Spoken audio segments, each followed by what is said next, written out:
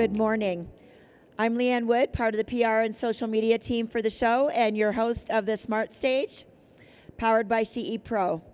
Next up is actually our first solo presentation of all 3 days of the show. We have Conrad McCallum, Communications Director for CABA, presenting vital industry research.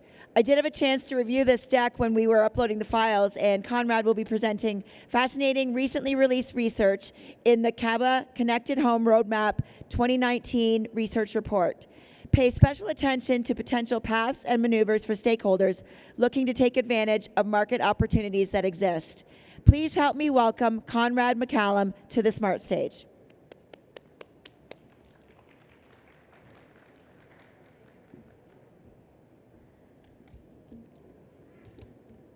Well, thank you very much. It's very good to be here.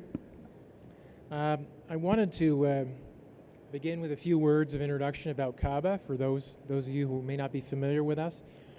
We're an international trade association based in Ottawa, but with a large North American presence. We have 380 member companies that all have activities in the smart home and intelligent building space.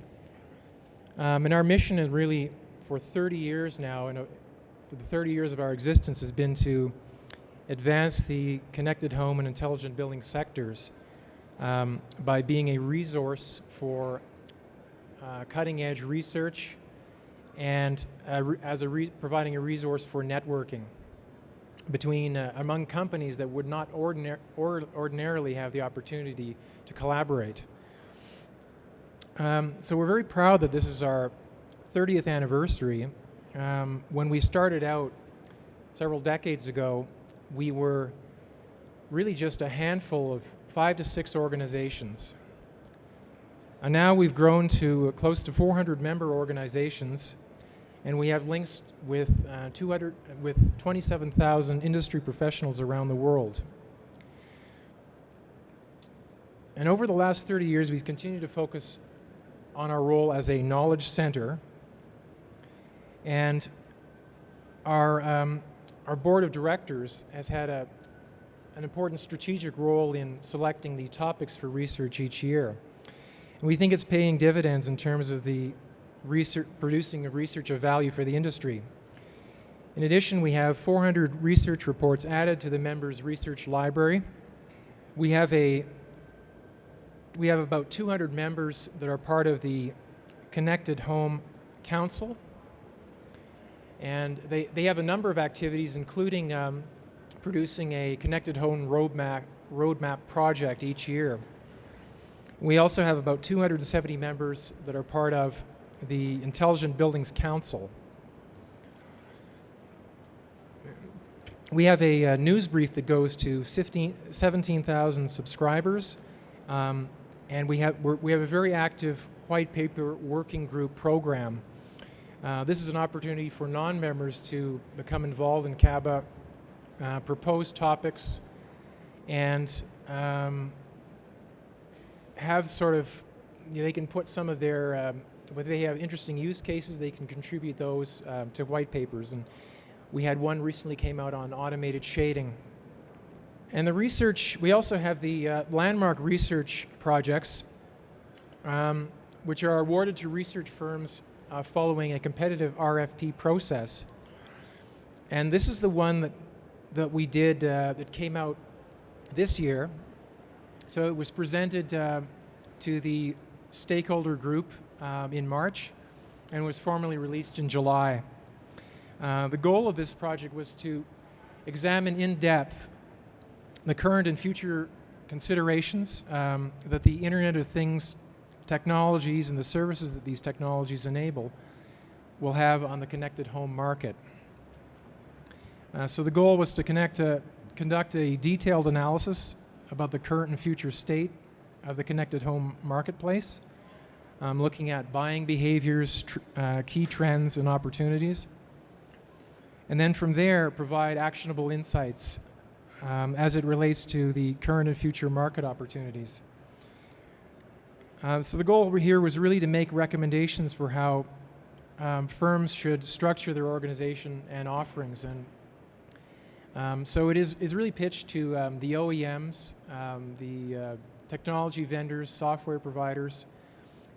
There's a piece in there for master integrators, builders and developers, and those are among the groups that were involved in the research.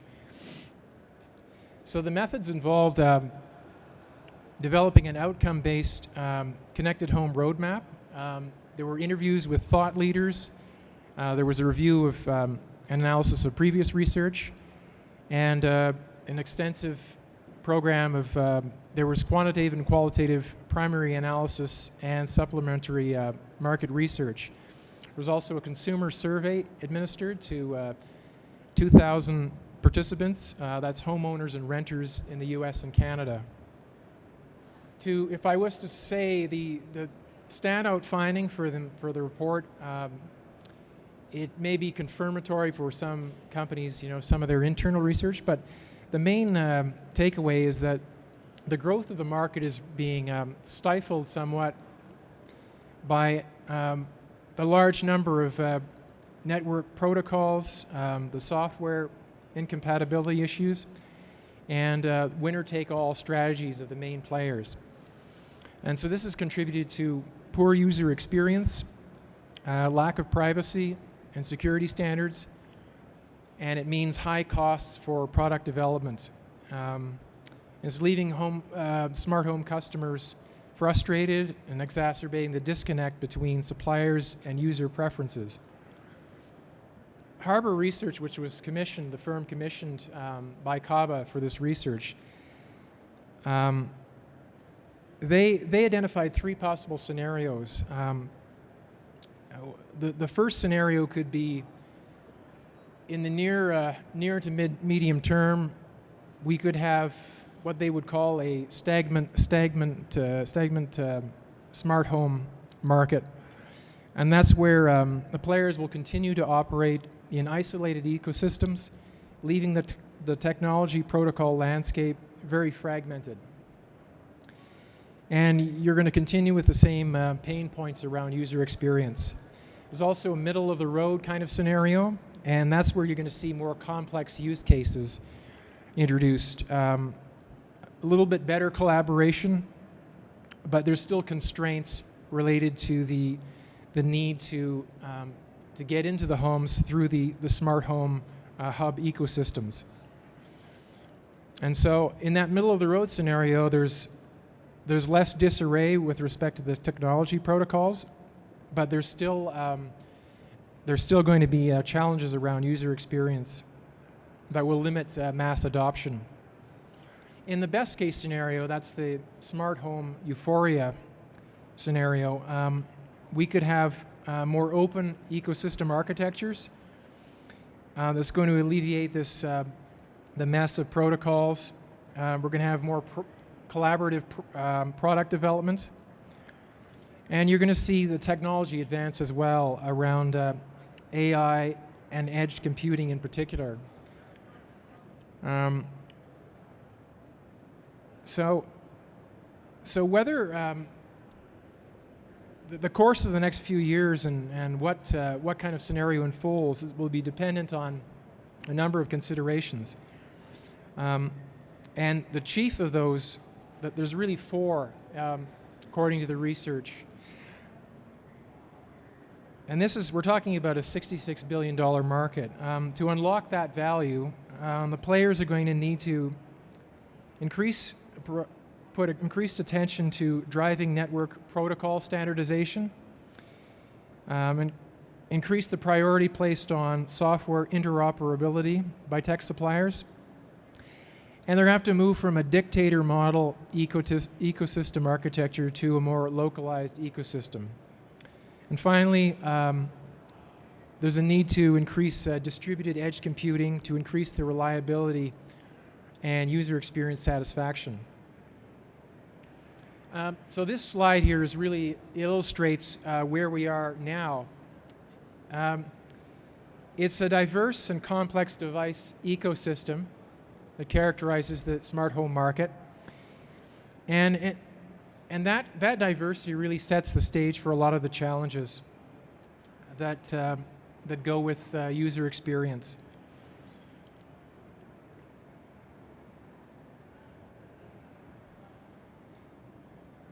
So this slide also illustrates the current state of the connected home ecosystem, and it shows that so much of the main activity is centered around the smart home hubs, and we're seeing that as the research concluded, while it does constrain innovation,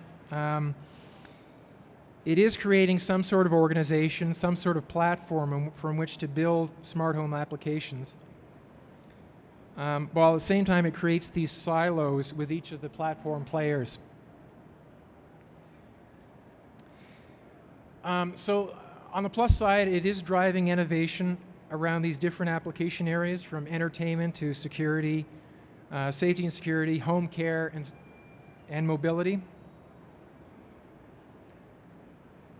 They are also providing that starting point for many of these companies to get into the home, develop applications, and get their devices enabled.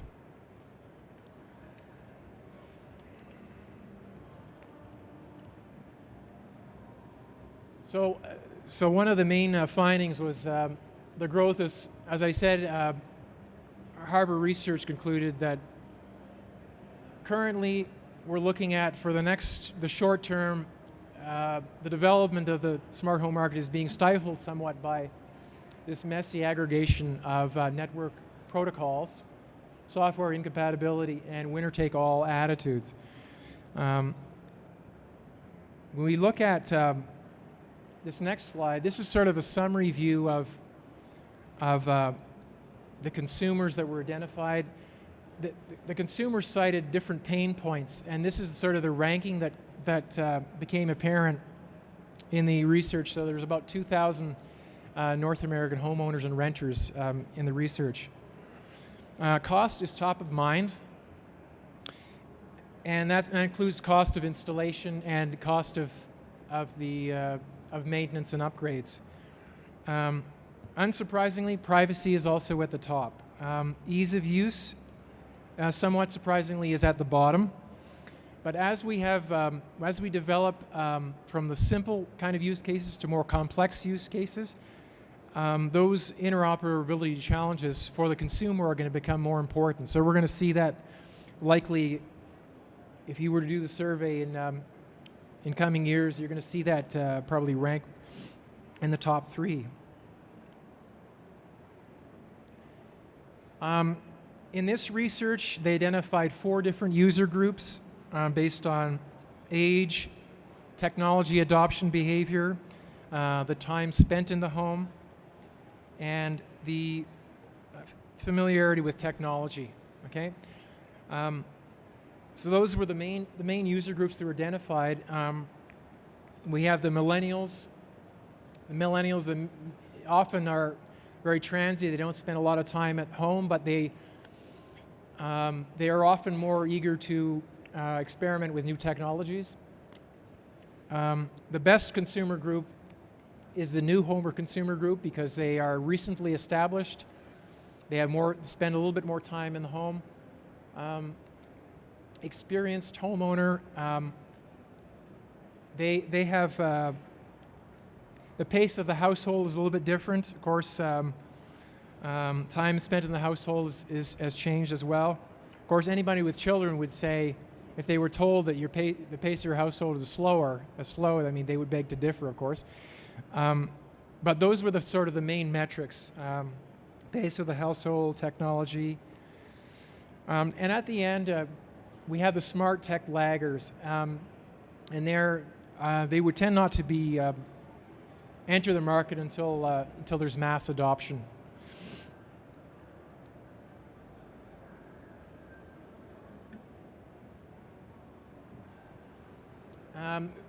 So the conclusion with respect to those, to the users, is that so you have lack of privacy and security standards that rank very high, and there's this disconnect between suppliers and user preferences.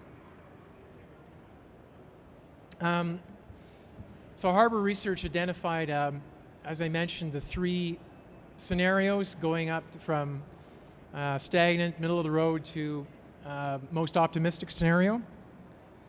And this is the mesh ecosystem, which is it's the most promising scenario.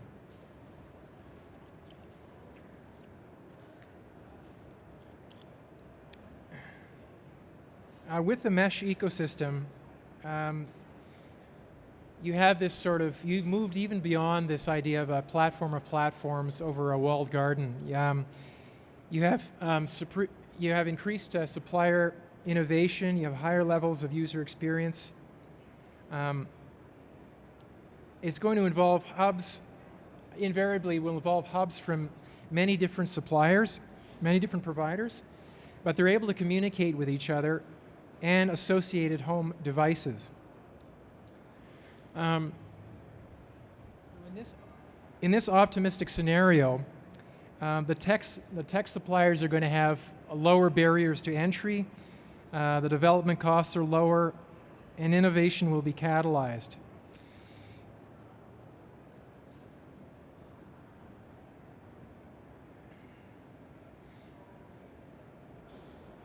And this slide is talking about how the leading technologies will enable a move from the simple use cases to the compound to complex. And there's about 5 technologies that would be key to this. So it's going to require ubiquitous connectivity to enable devices that the end user can interact with. More complex data sets, and that's, in the long run, preferably that will be in a localized environment through edge computing.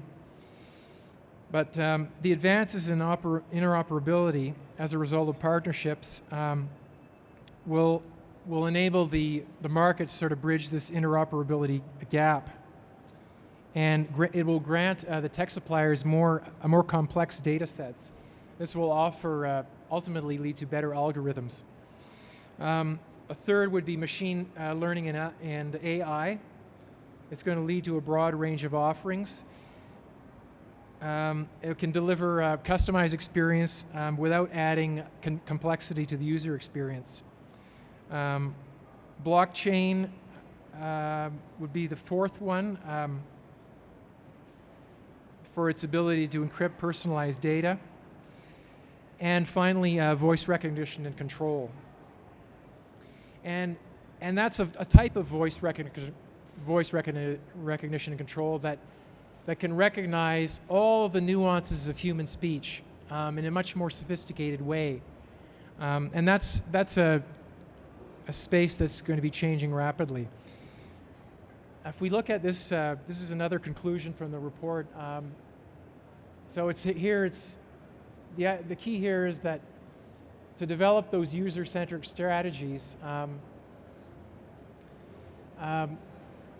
you're going to need focus on all of those objectives. I mentioned as well these scenarios. Earlier I had mentioned the stagnant, the middle of the road, and smart home euphoria. And it's really too early to say how quickly we can progress, or if at all we can progress through to the middle of the road and to the preferred stage. These are the different types of revenue that are available in this market. So I mentioned there was a $60 billion market, and this research divided it into revenue for enabled technology, systems applications, network services, and value-added technologies. That was sort of the classification used.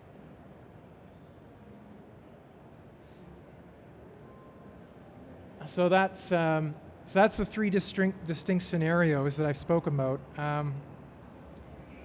If I just move on to, in terms of the remedies for the current interoperability challenges and ASP challenges, we we have this slide here that illustrates the hardware, ecosystem, and software challenges. So in general, the sort of high-level one for hardware would be to develop a multi-protocol strategy. So that's across all the enablement players, Zigbee, Z-Wave, Wi-Fi. It's very difficult to say which of the players will emerge in the front as the front runner in the coming years, and so that multi-protocol strategy will be very, very important. With respect to the ecosystem, you have I mentioned the move towards edge computing. It will be more important. It will be very important to get that efficient analytics, and it'll be important for data privacy.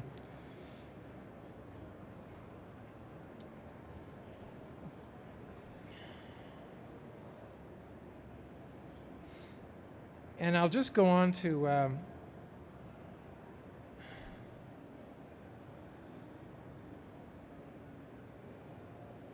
this is another slide that's showing you the short, medium, long term.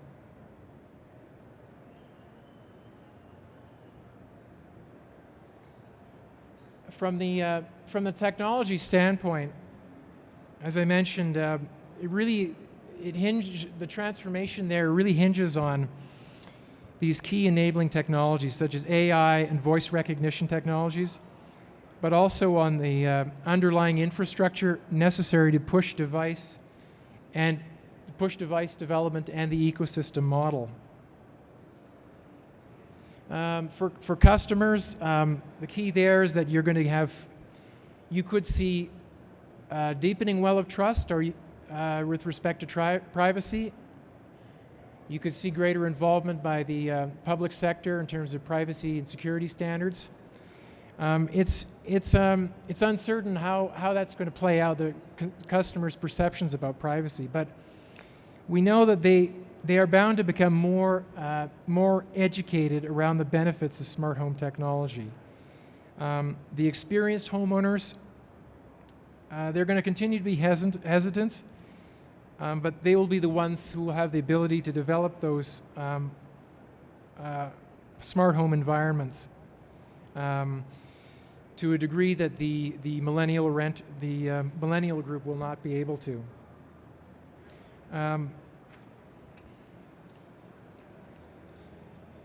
In terms of top devices there, in the short term, they've identified smart home hubs, smart doorbells, and intrusion detection and alarms.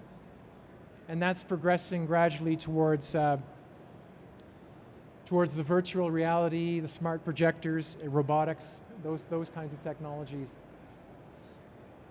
And it's in terms of the use cases, it's sort of a reverse. It's like a hierarchy of needs. We're going to progress toward. We're going to address the security and energy management at the beginning, and then eventually, as people develop more familiarity with these technologies, there are going to be more tools to address comfort and convenience, health and wellness.